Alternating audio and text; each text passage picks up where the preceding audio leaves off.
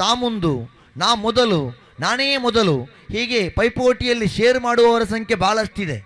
ಯಾವುದೇ ಸಂದೇಶಗಳು ಬಂದರೂ ಅದರ ಸತ್ಯಾಸತ್ಯತೆ, ಅದರ ನೈಜ ವಾಸ್ತವವನ್ನು ಅರಿಯದೆ ನಿರಂತರವಾಗಿ ಒಂದು ಗ್ರೂಪಿನಿಂದ ಮತ್ತೊಂದು ಗ್ರೂಪಿಗೆ ಫಾರ್ವರ್ಡ್ ಮಾಡುವಂತಕ್ಕಂತಹ ಭರದಲ್ಲಿ ನಿನ್ನೆ ಕೆನರಾ ಅಸೋಸಿಯೇಷನ್ ಒಂದು ಕ್ರಿಕೆಟ್ ಕೂಟವನ್ನು ಹಮ್ಮಿಕೊಂಡಿತ್ತು. ಕ್ರಿಕೆಟ್ ಕಾಶಿ ಉರ್ವ ಮೈದಾನದಲ್ಲಿ ಓರ್ವ ಕ್ರಿಕೆಟ್ ಆಟಗಾರನಿಗೆ ಮೈದಾನದಲ್ಲಿ ಸರ್ಕಲ್ ಹಾಕುವ ವೇಳೆಯಲ್ಲಿ ಪಿಟ್ಸ್, ಅದು ನೈಜವಾಗಿ ಬರುವ ಒಟ್ಟು ಬರತಕ್ಕಂತಹ ಬೈ ಬರ್ತ್ ಬರತಕ್ಕಂಥ ಒಂದು ಕಾಯಿಲೆ, ಅದಕ್ಕೆ ಅದರದ್ದಾಗಿರತಕ್ಕಂಥ ಪರಿಹಾರ ಅಂಶಗಳು ಕೂಡ ಇವೆ. ಆದರೆ ಒಂದು 15 ನಿಮಿಷಗಳು 20 ನಿಮಿಷಗಳೊಳಗೆ ಆ ಆಟಗಾರ ಚೇತರಿಸಿಕೊಂಡಾಗಿದೆ. ಚೇತರಿಸಿಕೊಂಡಿದ್ರೂ ಇವತ್ತು ಭಾಳಷ್ಟು ವಾಟ್ಸಾಪ್ ಗ್ರೂಪ್ಗಳಲ್ಲಿ, ಫೇಸ್ಬುಕ್ಕಿನಲ್ಲೂ ಕೂಡ ಪೋಸ್ಟ್ ಮಾಡ್ತಾ ಇದ್ದಾರೆ, ನಮ್ಮಿಂದ ಅಗಲಿದ್ದಾರೆ, ಇನ್ನಿಲ್ಲ, ಹೀಗೆ ಎದೆಷ್ಟೋ ಬರಹಗಳು, ತಲೆಯ ಬರಹಗಳು. ಯಾಕೆ ಸ್ನೇಹಿತರೆ ಇಂತಹ ಅಚಾತುರ್ಯಗಳು? ಭಾಳಷ್ಟು ಪೈಪೋಟಿ ಇದೆ. ನಾ ಮುಂದು, ತಾ ಮುಂದು, ನವಾಜ್ ಮೊದಲು, ಅಶ್ವಾದ್ ಮೊದಲು. ಯಾಕೆ ಇದು ಬೇಡ?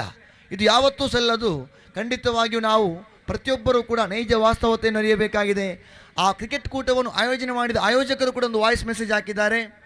ಅದು ಯಾವುದೇ ರೀತಿಯ ಆಘಾತಕಾರಿ ಆಗಿಲ್ಲ, ಅತ್ಯುತ್ತಮವಾಗಿರತಕ್ಕಂತಹ ಆಯೋಜನೆಯಾಗಿತ್ತು.